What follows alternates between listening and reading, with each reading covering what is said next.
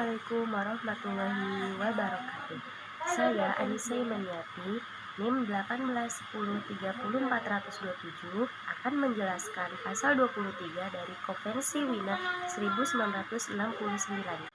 Sebelumnya, terima kasih kepada Ibu Lindra selaku pengampu dari matkul hukum internasional yang telah memberikan kesempatan kepada saya untuk menjelaskan pasal 23 dari Konvensi Wina 1969.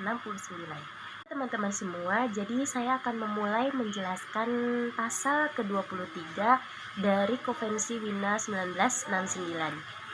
Untuk pasal 23 sendiri di sana menjelaskan berkaitan dengan prosedur persyaratan reservasi.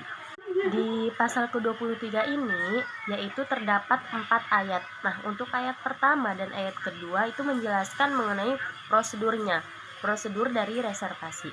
Kemudian untuk pasal 23 ayat 3 dan 4 itu menjelaskan mengenai pembatalan dari reservasi. Pada pasal 23 ayat 1 dia berbunyi pernyataan menerima atau menolak reservasi itu harus dirumuskan dalam bentuk tertulis dan disampaikan kepada peserta lain atau negara yang menjadi pihak dari perjanjian tersebut. Pasal 23 ayat 1 yang berbunyi pernyataan menerima atau menolak reservasi harus dirumuskan dalam bentuk tertulis, kemudian disampaikan kepada peserta lain dan negara yang menjadi pihak dalam perjanjian tersebut. Maka di sini sudah jelas ya bahwasanya titik poin dari ayat 1 dirumuskan harus dalam bentuk tertulis, kemudian baru disampaikan kepada peserta lain atau negara lain yang menjadi pihak dari perjanjian tersebut. Nah, untuk ayat kedua sendiri di sini dijelaskan bahwasanya jika reservasi diformulasikan pada saat penandatanganan maka harus diformalkan pada saat meratifikasi atau mengikutsertakan perjanjian.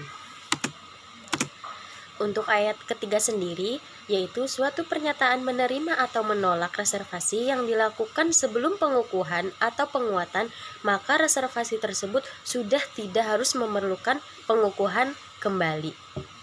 Yang terakhir yaitu ayat keempat dari pasal 23 yang menjelaskan mengenai pembatalan reservasi itu dapat dilakukan setiap saat dan harus dilakukan dalam bentuk tertulis.